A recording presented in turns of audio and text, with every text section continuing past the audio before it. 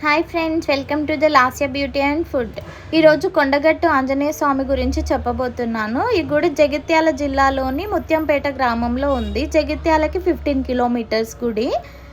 ఇక్కడ బస్సు ఉంటుంది అక్కడికి వెళ్ళడానికి. కాకపోతే కొండపైకి ఆటోలు మాత్రమే వెళ్తాయి. భజన చేస్తూ ఉంటారు. రోజు నైట్ సమయంలో ఇక్కడ భజన జరుగుతుంది.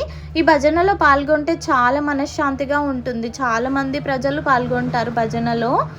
ఇక్కడ వచ్చేసి 500 సంవత్సరాల క్రితం ఒక పశువుల కాపరి పశువులను కాసుకుంటూ ఉన్నాడు. ఆ పశువుల్లో నుంచి ఒక ఆవు తప్పిపోయింది. అప్పుడు ఆవుని వెతుక్కుంటూ ఆ కాపరి ఒక చోట నిద్రించాడు. నిద్రించిన సమయంలో కలలోకి ఆంజనేయ స్వామి వచ్చి ఈ పొదల్లో ఉంది ఆవు అని చెప్తాడు. వెతుక్కుంటూ వెళ్తే ఆవు ఉంటుంది. అలాగే ఆంజనేయ స్వామి ప్రత్యక్షం అవుతాడు. అప్పుడు ఈ పశువుల కాపరి ఆంజనేయ స్వామికి గుడి నిర్మిస్తాడు ఇక్కడ. సో పిల్లలు లేని వారు కూడా ఇక్కడ ప్రత్యేక పూజలు చేస్తారు.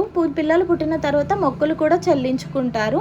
మేము నైట్ సమయంలో వచ్చి ఇక్కడ ఒక నిద్ర చేసాము. మార్నింగ్ ఇక్కడ కోనేరు ఉంటుంది. కోనేరులో స్నానం చేయడం వలన పాపాలు తొలగిపోతాయి, ఆరోగ్యం కూడా చాలా బాగా ఉంటుంది అని ఇక్కడ ప్రజల నమ్మకం. మేము కూడా నమ్ముతాము. ఇక్కడ రామాయణం సమయంలో ఆంజనేయుడు సంజీవని పర్వతాన్ని తీసుకెళ్తూ ఉండగా కొంచెం ఇక్కడ పడింది. సో అందుకనే ఇక్కడ గుడి నిర్మించారు.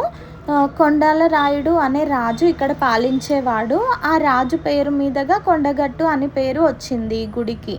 కొండగట్టు ఆంజనేయ స్వామి గుడి అంటారు. అంటే చాలామందికి తెలుసు. తెలంగాణ రాష్ట్రంలో రీసెంట్గా పవన్ కళ్యాణ్ గారు ఇక్కడ డెవలప్మెంట్ కోసం మనీ కూడా శాంక్షన్ చేశారు. ఇక్కడ వచ్చేసి మాలలు వేసుకున్న వాళ్ళు వస్తారు. మా మామయ్య మాల వేసుకునేవాడు. సో ఆరెంజ్ కలర్ ఉంటుంది ఆంజనేయ స్వామి మాల. కాలినడకన దర్శించుకోవడానికి వచ్చేవాళ్ళు చాలామంది ఇక్కడికి. ఇక్కడ చాలా కోతులు ఉంటాయి. ఇంతకు చిన్నప్పుడు చాలా భయం వేసేది నాకు. ఈ లైన్లోకి వెళ్ళి వచ్చారు మా వాళ్ళే. లైన్లో నిలబడ్డారు. చాలా కాళ్ళు లాగినాయి. సో కొంచెం సేపు వెళ్ళి పక్కన కూర్చొని తర్వాత మేము ముందుకు వచ్చాక లైన్లో యాడ్ అయ్యారు. నేను అన్నీ చదువుకుంటూ ఉన్నాను. ఒక మిక్చర్ ప్యాకెట్ తీసి పక్కన పెట్టుకున్నాను. కోతి వచ్చి లాక్కొని వెళ్ళింది. మా వాళ్ళు అరుస్తూనే ఉన్నారు, కానీ అయినా కానీ తీసుకొని వెళ్ళింది. చాలా ఉంటాయి అసలు.